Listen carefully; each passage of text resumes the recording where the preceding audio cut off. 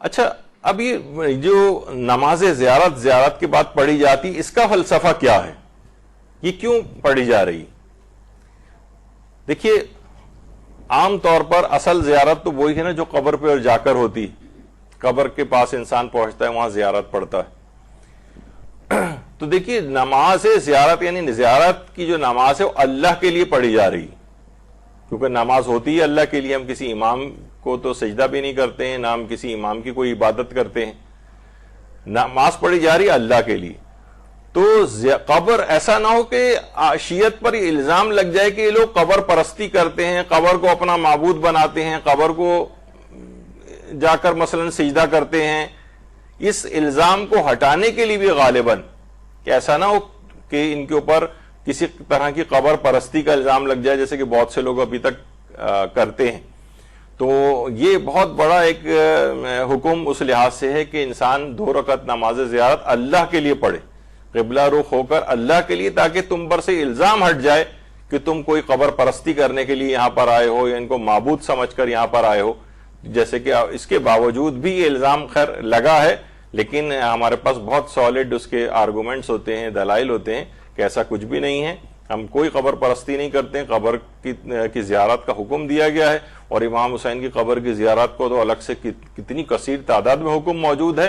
اور یہاں کر ہم اس عمل سے کہ ہم جو نماز زیارت پڑھ رہے ہیں اس بات کی نفی کرتے ہیں کہ پروردگار، یعنی لوگوں کو بھی اس لحاظ سے ابلاغ کرنے کے لیے کہ ہم صرف عبادت اللہ کی کرتے ہیں اور اسی کے حکم کے تحت یہاں زیارت کے لیے آئیں، تاکہ یہ چیز ہو جائے کہ ہم قبر کی پرستش نہیں کرتے بلکہ اللہ کی پرستش کرتے ہیں۔ اس وجہ سے نماز زیارت کا ایک حکم شاید رکھا گیا ہو، یعنی اس میں مختلف احتمالات ہیں بہرحال۔ اچھا، اب کیا نماز زیارت سے پہلے اذان و اقامت دی جا سکتی ہے؟ ایک سوال ہے یہ بھی، نماز زیارت سے پہلے اذان و اقامت۔ تو اس کا جواب یہ ہے کہ نماز زیارت سے پہلے اذان و اقامت کا کوئی فقہی حکم، کوئی اللہ کا حکم موجود نہیں، غیر مشروع ہے، یعنی مشروعیت اس کی نہیں ہے، شریعت میں اس کا کوئی حکم نہیں ہے۔ حتیٰ کہ رجائے مطلوبیت کی نیت سے بھی اذان و اقامت اس کے لیے نہیں دی جا سکتی، یعنی آیت اللہ سیستانی بھی فرماتے ہیں کہ رجائے مطلوبیت کے لیے کم سے کم کوئی ایک حدیث تو ہونی چاہیے، مثلا کوئی ضعیف حدیث ہی اگر ہوتی بالفرض جس کے اندر یہ ہوتا کہ نماز زیارت سے پہلے اذان و اقامت دو، تو مجتہد کہہ دیتا ہے کہ چلو حدیث ضعیف ہی تو ہے، رجائے مطلوبیت کی نیت سے دے دو اذان و اقامت۔ لیکن یہاں پر کوئی مشروعیت ہی نہیں، کوئی ضعیف سے ضعیف حدیث بھی موجود نہیں۔ دیکھیے، بہت سی اذان و اقامت جس طریقے سے یہ نماز جنازہ پڑھی جاتی ہے تو الصلاۃ الصلاۃ 3 دفعہ کہا جاتا ہے، لیکن الگ سے کوئی اذان یا اقامت کہنے کا حکم نہیں، وہ بھی اس لحاظ سے روایات میں آیا ہے تو الصلاۃ الصلاۃ 3 دفعہ جو ہے وہ کہا جاتا ہے اس سے پہلے، لیکن اس میں کوئی مشروعیت نہیں ہے۔ تو نماز زیارت سے پہلے کسی اذان اور اقامت کی کوئی ضرورت نہیں، اور براہ راست جو ہے وہ نماز زیارت تکبیرۃ الاحرام کہہ کے پڑھی جائے۔ نماز زیارت کی نیت کیسے کی جائے؟ بس نیت یہی کی جاتی کہ نماز زیارت پڑھ رہے ہیں۔ اصلاً اس پہ بھی ہماری پوری جو نماز، بہترین نماز کیسے پڑھے گی، جو ایک سیریز چلی تھی، تو اس میں نیت کی بھی چیزیں بہت ساری بتائی گئی تھی۔ تو لوگ عام طور پر نماز زیارت کی نیت، لوگ سوچتے ہیں نیت اس میں بہت زیادہ پورے الفاظ کہنے ضروری ہوتے ہیں۔ ہم مساجد کے اندر دیکھتے ہیں کہ اتنی دیر تک لوگ نیت کرنے میں لگاتے ہیں کہ پیش امام تقریباً سورہ الحمد بھی ختم کر چکا ہوتا ہے اور یہ نیت بھی نہیں ان کی پوری نہیں ہوئی ہوتی۔ میں نماز پڑھتا ہوں واجب قربتاً، اتنی دیر لگا رہے ہوتے ہیں کہ برابر والے کو بھی آواز آ رہی ہوتی ہے۔ ہم نے خود اپنی آنکھوں اپنے کانوں سے سنا ہے، آنکھوں سے دیکھا ہے کہ لوگ جو ہیں جناب اس طرح سے پوری الحمد نکل چکی ہوتی ہے، ان کی نیت ہی ختم نہیں ہو رہی ہوتی اور ثواب سے بھی محروم ہوتے ہیں۔ تو ہم بس یہی کہ نماز زیارت پڑھتا ہوں قربتاً اللہ، اور کس کی پڑھتا ہوں وہ آپ کے دماغ میں ہوتا ہی ہے عام طور پر کہ جو ہم نے مثلا امام حسین کی زیارت پڑھی ہے تو اب میں اس کی نماز پڑھ رہا ہوں۔ تو اس میں لحاظ سے اس کی الگ سے کوئی خاص الفاظ نیت کرنے کی اس میں ضرورت نہیں۔ کیا نماز زیارت جماعت سے پڑھی جا سکتی ہے؟ جماعت سے مثلا یہ عام طور پہ دماغ میں آتا ہے کہ پورا کاروان گیا ہوا ہے کسی جگہ اور وہ بعض اوقات جلدی بھی کر رہے ہوتے ہیں۔ اب ہر شخص کو اگر چھوڑ دیا جائے عام طور پر کہ بھئی نماز زیارت سب لوگ پڑھ لیں، تو کوئی دیر سے پڑھ رہا ہے، کوئی اور کاروان کو چلانا ہوتا ہے، تو دماغوں میں آتا ہے کہ ایسا نہ ہو کہ ایک جماعت کرا دی جائے تاکہ لوگ فوراً ایک ہی حلے میں فارغ ہو جائیں جلدی سے 2 رکعت نماز پڑھ کے. تو یہ دماغ میں رہے کہ 2-3 صرف نمازوں کو چھوڑ کر کسی بھی مستحب نماز کی جماعت نہیں ہو سکتی. مثلا کوئی کہے کہ نماز جو ہے شب ہے ہم جماعت کے ساتھ پڑھنے، نہیں، مشروعیت نہیں ہے، جائز نہیں ہے اس طرح سے پڑھنا. صرف 2-3 جیسے میں نے کہا، مثلا عیدین کی نماز غیبت امام میں مستحب ہے، لیکن اصلاً جب یہ واجب نمازوں میں سے ہے کہ امام زمانہ علیہ السلام جب ظہور فرمائیں گے، اللہم صلی علی محمد وآل محمد، تو عیدین کی نماز جو ہے واجب ہو جائے گی اس زمانے میں.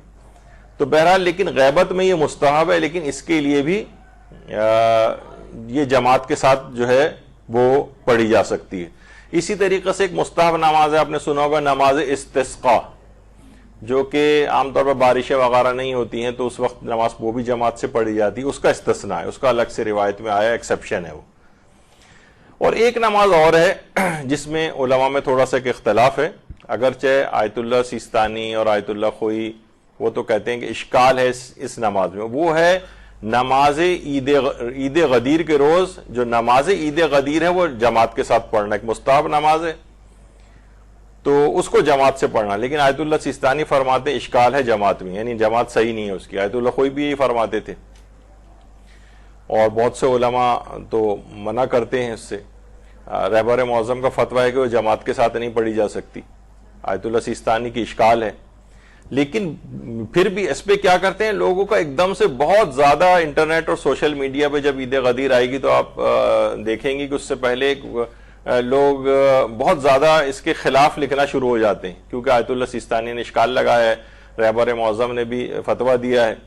لیکن ایسا نہیں ہے. دیگر اگر مراجع کو دیکھیں تو بہت سے مراجع اس نماز کو جماعت سے پڑھنے کے قائل ہیں.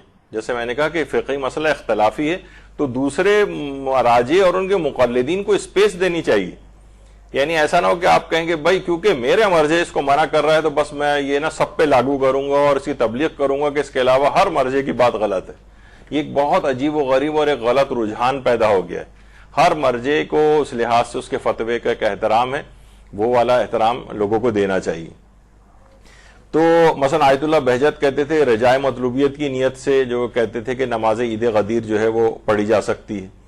اور اسی طریقے سے آیت اللہ صافی گل پائیگانی تو مستحب سمجھتے ہیں کہ نماز عید غدیر کو جماعت کے ساتھ پڑھا جائے. آیت اللہ صادق روحانی جو ہے موجودہ مجتہدین کی اس میں آتے ہیں زندہ مراجع میں سے، وہ بھی اس بات کے جو ہے وہ قائل ہیں کہ اس کو پڑھا جا سکتا ہے. تو بہرحال یہ ایک دماغ میں رہے. تو لیکن نماز زیارت جو ہے مستحب نماز ہونے کی بنا پر یہ اس قانون کے اندر آتی ہے، کوئی مستحب نماز جماعت سے نہیں پڑھی جا سکتی. اور وہ جو 2-3 استثناءات میں نے پیش کیے ہیں وہ عام قانون کے اندر ایکسیپشن ہے، استثناء ہے. وہ قانون یہی ہے کہ کوئی مستحب نماز جماعت سے نہیں پڑھی جا سکتی. وہ 2-3 ایکسیپشن آئے ہیں، ان کو چھوڑ کر باقی ہر جگہ قانون چلے گا اور یہ نماز زیارت پر بھی چلے گا. اب یہاں ان لوگوں کے حوالے سے پھر کہہ رہے ہیں جو کہتے ہیں کہ بات کو مختصر رکھا کریں، تو اس کا یہ کہ نماز زیارت جماعت سے نہیں پڑھی جا سکتی. لیکن اسی کے پیٹ میں یہ والا مسئلہ تھا کہ 2-3 نمازیں ایسی ہیں کہ جن میں ایک ایکسیپشن ہے. ایسا اب مختصر اگر بات کریں گے تو لوگ فوراً نیچے مثلا درس کے نیچے کمنٹس میں لکھنا شروع ہو جاتے ہیں نماز عیدین بھی تو مستحب ہے تو اس کے اندر وہ بھی تو جماعت سے پڑھی جاتی ہے. تو ساری چیزیں جب آئیں گی تو ہر ایک تفصیل آئے گی اس کی. پھر اگر کم کہیں گے وہ کہیں گے نماز عید غدیر تو وہ کہیں گے وہ تو اشکال لگا ہے، تو ہم نے یہ بھی بتا دیا ان کا اشکال ہے، ان کا فتویٰ ہے، وہ مستحب قرار دیتے ہیں، وہ رجائے مطلوبیت قرار دیتے ہیں. اب بات طویل ہو گئی. تو وہ بات اگر واضح بالکل کرنی ہے تو کچھ نہ کچھ تفصیل میں تو اس لحاظ سے جانا پڑتا ہے. اس لحاظ سے زیارات کے سفر میں ایک اور بھی ہے کہ حائضہ عورت، اصل میں اس کو صحیح اس کا وہ ہے حائض عورت کے لیے حرم عائمہ میں داخل ہونے کا کیا مسئلہ ہے. دیکھیے صحن اور ہال میں آیت اللہ سیستانی فرماتے ہیں داخل ہونا جائز. یعنی ایسا نہیں کہ وہ بالکل اس مین دروازے سے انٹرنس سے داخل ہی نہیں ہو سکتی، نہیں ایسا نہیں. وہ فرماتے ہیں اندر بھی آ سکتی ہے، صحن میں آ سکتی ہے، ہال میں آ سکتی ہے، لیکن احتیاط واجب کی بنا پر وہ 4 دیواری جس میں ذریعہ مبارک ہے، وہ کمرہ، اس میں احتیاط واجب ہے کہ داخل نہیں ہو سکتی. اور فرماتے ہیں حکم خاص معصومین سے مخصوص ہے، لیکن جو دیگر اور مقدس مقامات ہیں، یعنی جو امام زادے ہیں مثلا یا اصحاب ائمہ ہیں، جیسے مثال دی ہے اس کے اندر بھی کہ یعنی یہ تو ہم نے یہ آیت اللہ سیستانی نے نہیں لکھا ہے، بلکہ بیچ میں لوگوں کو سمجھانے کے لیے اس بات سے، جیسے عبداللہ شاہ غازی ہیں، یہاں کے لیے حکم نہیں، یہاں پہ حائض عورت جا سکتی، حتیٰ بی بی معصومہ قم کے اس میں بھی جا سکتی، اور بلد میں جو سید محمد ہیں اس میں بھی جا سکتی ہے، قبر کے قریب تک بھی جا سکتی ہے۔ ہاں ویسے اس کو اچھا نہیں لگ رہا ہے اور دور سے زیارت کر لے، وہ اس میں کوئی حرج نہیں ہے۔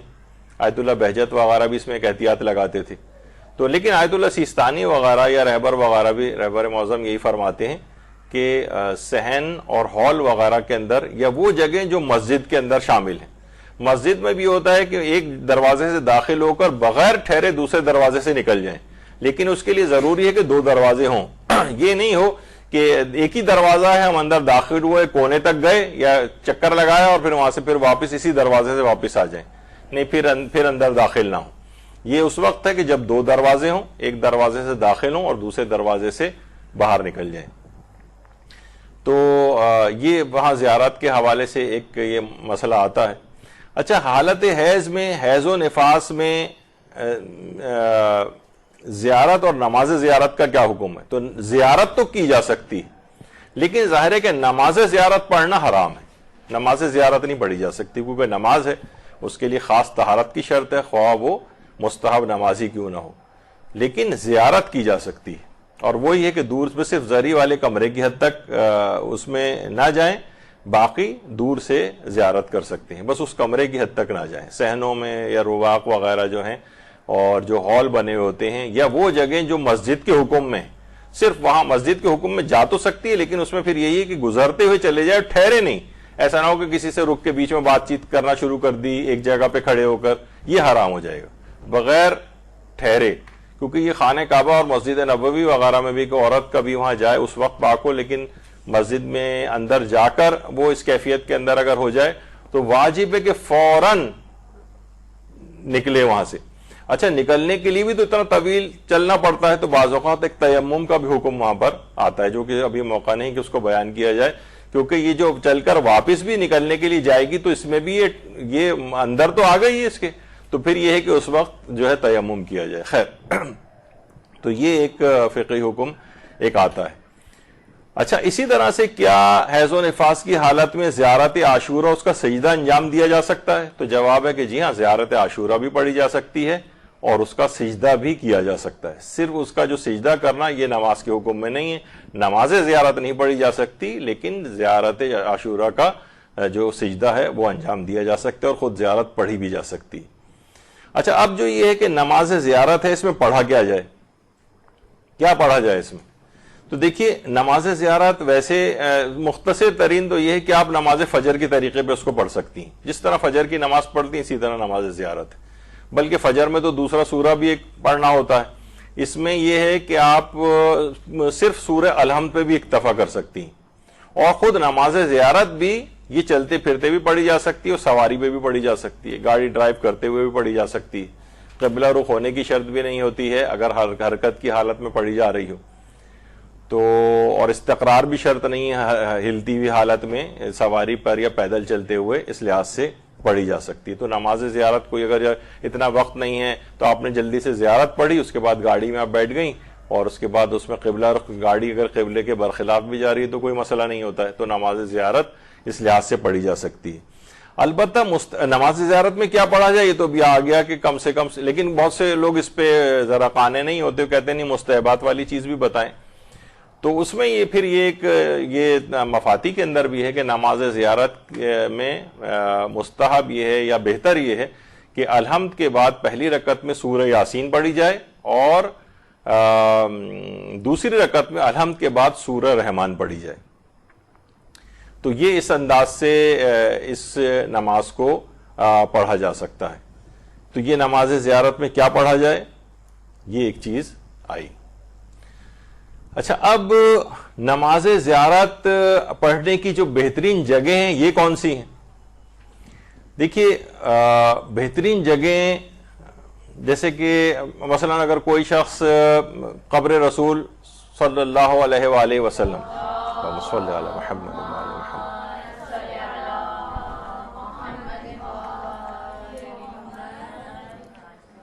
تو وہاں تو روضہ رسول سب سے بہترین جگہ کہ نماز زیارت بھی آپ وہیں پر پڑھیں.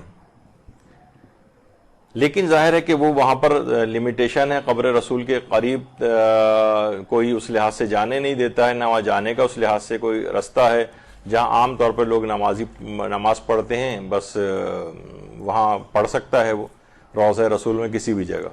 لیکن دیگر جو معصومین ہیں ان کے سرحانے نماز پڑھنا کی جو جگہ ہے وہ ہے ان کا سرحانہ, سر اقدس جس جگہ پر ہوتا ہے اس میں قبلہ رخ ہو کر اس کے پیرالل جو ہے وہ نماز پڑھی جائے.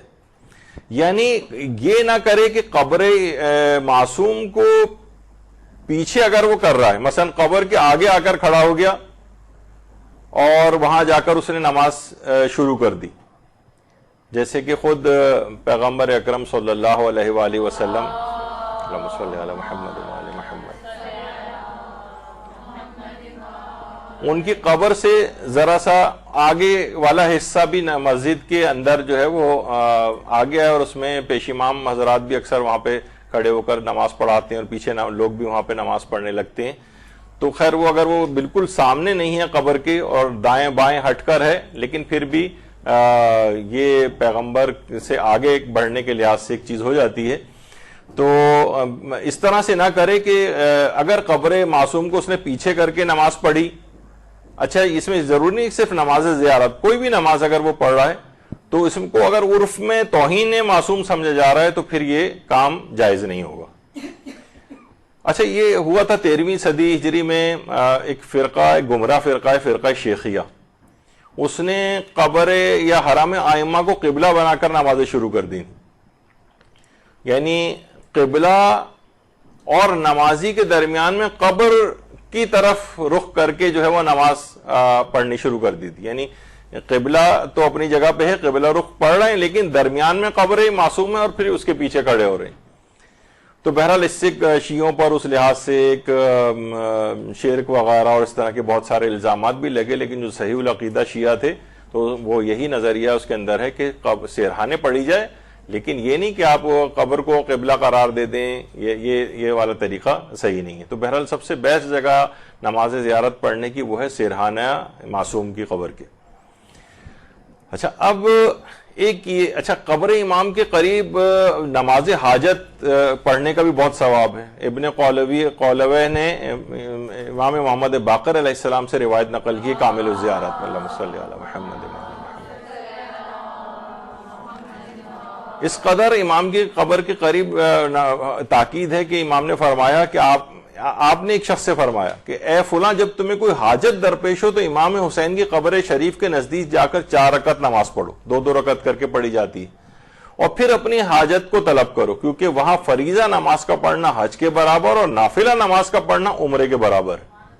سرحانے, اچھا کوئی بھی جہاں کہیں بھی 4 رکعت 8 رکعت 20 رکعت اس طرح سے نمازوں کا تذکرہ آتا ہے تو یہ بات یاد رکھیے کہ وہاں ہر جگہ لوگ یہی سوچتے ہیں کہ شاید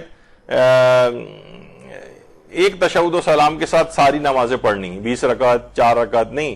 ہمیشہ جب بھی نماز مستحب کی بات ہوگی تو سوائے ایک دفعہ, میں نے پہلے بھی کئی دفعہ شاید آ چکا ہے ذکر, نماز اعرابی ہے وہ 4 رکعتی نماز ہے, وہ استثناء ہے. اسی طریقے سے نماز وتر ہے وہ 1 رکعت ہے, یا 3 رکعت بھی ہوتی ہے. نماز شف اور وتر کو ملا کے پڑھا جا سکتا ہے یا غفیلہ کے ساتھ ملا کر پڑھا جا سکتا ہے, تو وہ استثناءات ہیں. جیسے میں نے کہا کہ قانون ہمیشہ ایک ہوتا ہے, پھر چند ایکسیپشنز ہوتی.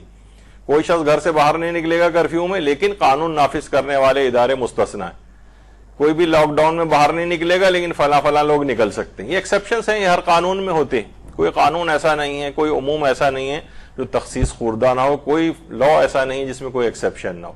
تو اسی طریقے سے یہ اس میں بھی یہ ہے کہ امام نے فرمایا کہ 4 رکعتی نماز اس طرح سے پڑھو جا کر, اور قبر امام حسین کے قریب جا کر اس نماز کو پڑھو, اس کی تاکید آئی ہے.